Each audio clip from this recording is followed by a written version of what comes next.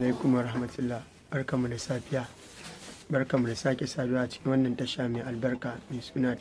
taskar wasanni TV. Idan yau ne ka fara zuwa, ka danna mana subscribe, ka danna alaman ƙararrawa, sannan ka yi like, ka yi share domin sauran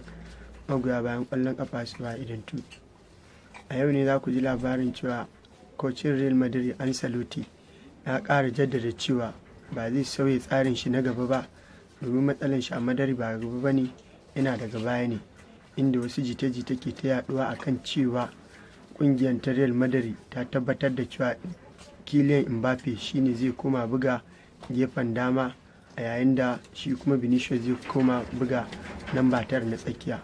Koci Ancelotti ya ƙara tabbatar da cewa shi ba a nan matsalan shi take ba, matsalan shi tana a masu tsaron baya ne. A yayin da aka tambayi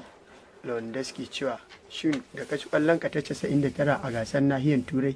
ko ka ji daɗi, ya faɗi da cewa haka. Kocinmu Hansi Flick ya ce cin ƙwallo na ta 100 a gasar nahiyar Turai a gaban magoya bayan mu a Barcelona sai na fi jin daɗi fiye da haka. A yayin da aka tambayi Lamine Yamal ko kana shan giya, ya ce ni ba na shan giya kuma ba zan taɓa sha ba, domin kana so kai tasiri a ƙwallon ƙafa sai ka kasance mai kula da lafiyanka. Ya ƙara da cewa ba za ku duba ku ga Ronaldo da Lionel Messi ba, kula da lafiyarsu shine ƙara ba su ƙwarin gwiwa da tasiri a ƙwallon ƙafa. A jiya ne Luke Shaw na ƙungiyar Manchester United da Ingila ya dawo ɗaukan atisaye tare da 'yan uwan shi, inda